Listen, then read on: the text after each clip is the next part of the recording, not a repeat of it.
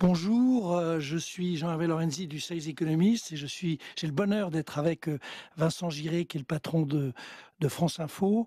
Et voilà, nous sommes dans un studio, c'est la première fois de l'histoire des rencontres d'Aix que nous nous retrouvons dans les studios, mais nous avons eu une vieille, très ancienne tradition, c'est ce que nous avons appelé les voix de l'économie, le fait qu'un certain nombre de think tanks acceptent depuis des années, en dehors ou à côté des rencontres d'Aix, de débattre des sujets macroéconomiques, économiques et sociaux les plus importants. Et c'est la raison pour laquelle nous allons faire ça ici, là aussi, à partir de studio. Je voudrais juste saluer tout le monde, saluer tous les internautes qui vont se brancher et s'interconnecter sur ces sessions. Je voudrais saluer également toutes les think tanks qui ont accepté de participer à cette opération. Alors, je vais vous lire la liste pour qu'on soit bien clair et que j'espère que je ne vais oublier personne.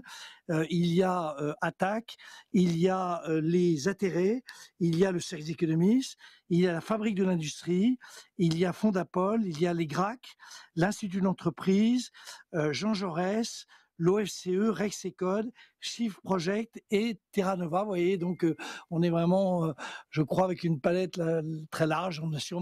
Il manque sûrement des gens, mais bon, on va essayer quand même de bien travailler ensemble. Et puis je voudrais remercier Vincent, qui nous a toujours été qui a été un compagnon depuis des années sur cette opération, mais surtout qui cette année co-organise avec nous ces rencontres, et je lui cède la parole en le remerciant infiniment d'être dans cette belle opération. Merci Jean-Hervé. Je crois que nous avons besoin, plus que jamais aujourd'hui, d'ouverture, de débats contradictoires avec toutes les sensibilités. Et il y a un besoin de société civile qui est très fort. Je crois que c'est aussi la nouveauté dans cette poursuite des rencontres d'Aix. Cette fois-ci, on a mis davantage de société civile, ce qui nous correspond très bien. Et effectivement, on a toujours pris plaisir à monter ces rencontres de think tank, une sorte de levée de rideau des rencontres d'Aix. Et pourquoi les think tanks? Parce que voilà, il y a une singularité française, c'est quelque chose qui s'est construit ces dernières années, et surtout maintenant, il y a un éventail de think tanks extrêmement pluraliste dans ceux que vous avez cités.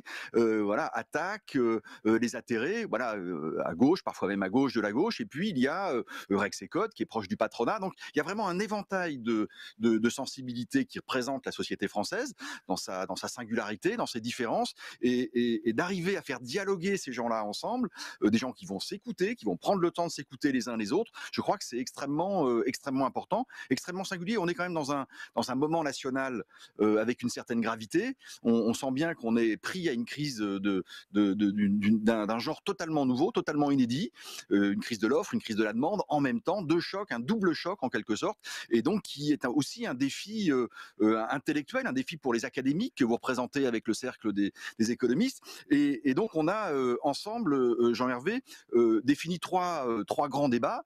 Un premier débat autour de la politique industrielle. Quelle politique industrielle? On le voit bien, on l'a tous entendu.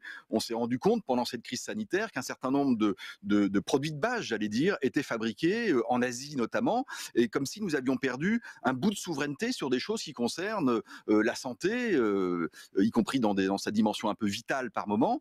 Et donc il y a une réflexion collective. Il y a une part de l'industrie qui globalement s'est beaucoup effondrée ces dernières années, ces 2 dernières décennies, on va dire en France. Est-ce qu'on peut reconstruire?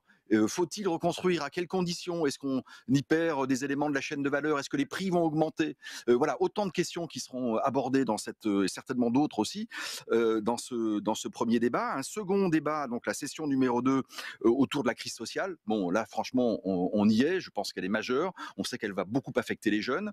Donc, il y a dans cette crise sociale aussi des catégories qui vont être plus frappées que d'autres. Et donc, voilà, comment limiter la portée de cette crise sociale, comment y répondre. C'est un défi majeur pour les décideurs publics, mais j'allais dire plus globalement pour la société française. Est-ce qu'on est capable, acteurs publics et privés, de s'engager, de faire des choses? Il y a eu beaucoup d'élan d'ailleurs de solidarité pendant cette crise, qui sont sans doute aussi du coup des éléments de réflexion peut-être nouveaux. On peut peut-être faire des choses nouvelles aussi en matière sociale, et c'est ce qui sera passionnant d'écouter dans ces débats. Et puis une troisième session qui est franchement aussi au cœur des problématiques d'aujourd'hui. Quelle nouvelle croissance? Il y a eu donc le rapport de la Convention citoyenne avec 150 propositions. Le président de la République en a repris l'essentiel. Comment ça peut se concrétiser? Et puis quel arbitrage on fait aujourd'hui entre des éléments qui touchent plutôt la dynamique de la croissance économique, et puis de l'autre une exigence qui est liée à la dégradation du climat, qui est une exigence absolument fondamentale et à laquelle on voit bien on doit répondre de manière beaucoup plus ambitieuse désormais. Et donc voilà, c'est aussi des questions fondamentales où le grand public a toute sa place, c'est un débat public et où tout le monde pourra prendre sa part, et y compris en posant des questions, puisque c'est l'une des singularités de cette édition spéciale des rencontres et de ce moment avec les think tanks, c'est que bien évidemment on est en virtuel, mais tous les internautes pourront se connecter, poser des questions, réagir, et nous en ferons part. Les modérateurs de ces sessions auront la charge aussi d'aller chercher les réactions de nos internautes qui nous suivent, qui vont nous suivre pendant ces 3 jours. Je rajoute, cher Vincent, l'idée forte que, il n'est pas question de trouver des consensus. Nous ne sommes pas, les uns et les autres, d'accord sur, les sujets. Le problème, c'est que, dans cette période très difficile de notre, pays, que traversent nos pays, mais notamment le nôtre, il est important que l'expression, que le débat ait lieu, de notre point de vue à cause du confinement, puis peut-être aussi à cause d'une tradition, j'allais dire française.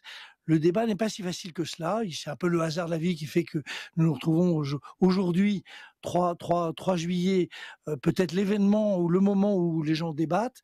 Et le débat est au moins aussi important que la recherche de convergence. C'est très important de comprendre que les positions des uns et des autres, qui sont toutes respectables pour peu qu'elles soient évidemment républicaines, mais que toutes les positions sont, j'allais dire, importantes, que nous ne sortirons de cette situation que parce que tout simplement nous avons beaucoup dialogué, puis après au pouvoir politique, au pouvoir aux uns aux autres, les dirigeants de trancher, mais après avoir entendu ces positions. Et puis peut-être, Vincent, faut-il rajouter que France Info, c'est l'habitude. Moi, je suis comme je sais pas combien, 10% des Français en train de, je suis branché sur France Info en permanence. Je fais pas de la pub, hein, il m'a pas payé pour faire ça, mais je le dis. Et nous sommes très largement, presque exclusivement des universitaires, des académiques. La tradition des universitaires, des académiques, depuis que ça existe, c'est de débattre, d'échanger des arguments, d'essayer de fonder le raisonnement sur à la fois des faits, des concepts. Nos amis de tous les think tanks sont en réalité très porteurs les uns et les autres, j'allais dire, de cadres intellectuels qui sont très importants. On a beaucoup parlé de fake news, d'impression que tout ça n'est pas souvent très solide.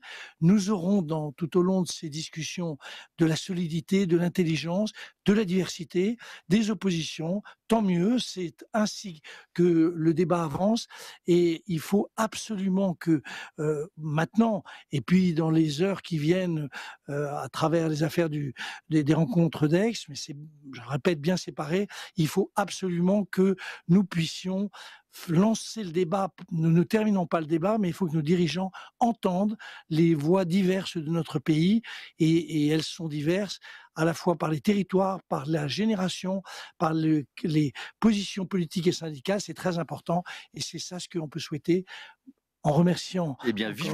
vive le débat démocratique, contradictoire dans cette maison de service public.